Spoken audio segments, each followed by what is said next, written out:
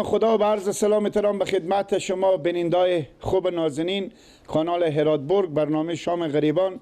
بازم تشکری میکنیم از خواهر گل ما خانم رسولی از کشور اتریش که یک دونه گوسپند پول روان کردم که ما گرفتیم میره الله خلیفه قصاب آوردیم که ما یواش یواش بکشیم و برای مسکینا کسایی که نیازمندم اینا خدا وست توضیح بکنیم. بازم تشکری میکنیم از خواهر گل ما که یک مرتبه دیگه هم کمک کردم.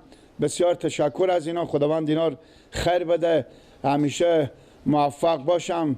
خدا پاک سایه از اینا از بالا سر اولادکای اینا کم نکنه.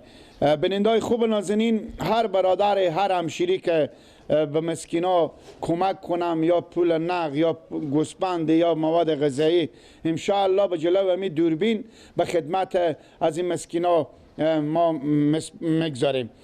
دوستای نازنین، مردم واقعا نیازمندم. یعنی به کشورهای خارج شما که هستیم حقیقت $100 و $100 پولی نیه. بازم به این مسلمان ها واقعا خیلیه. بازم بسیار تشکر از خواهر گل ما خانم رسولی که با مبلغ 9,500 افغانی پول روان کردن که ما همین گوسپند گرفتیم. و خیر باشیم تا آخر ویدیو همراه ما باشیم.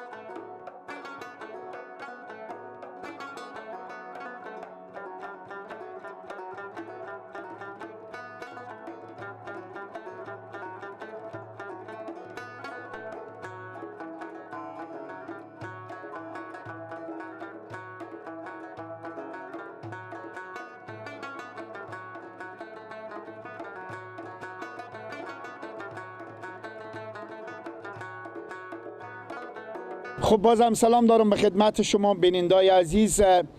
تصویر مشاهده کردیم که خواهر گل ما خانم رسولی از کشور اتریش که یک دونه گوسفند گرفته بودن. به این مسکینا توضیح کردیم که 45 نفر واقعا از این گوسفند به فیض رسید. بسیار به حق این همشیری ما دعا کردم. خداوند شما خیر بده. خوراک گل ما همیشه خداوند شما عزت بده که کمک کنیم به این مسکینای بیچارای ناتوان.